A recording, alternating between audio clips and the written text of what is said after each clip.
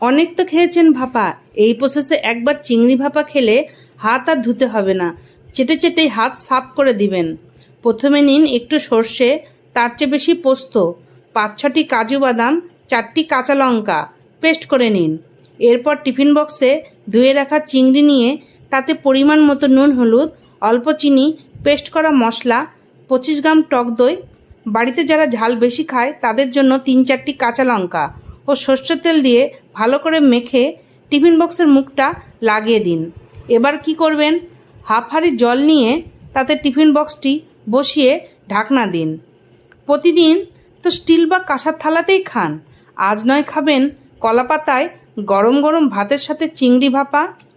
20 minute পর হাঁড়ি থেকে টিফিন বক্স বার করে ঢাকনা খুলতেই গন্ধে আপনার অর্ধেক পেট ভরে যাবে। এবার খেয়ে বলতেই হবে, দারুণ।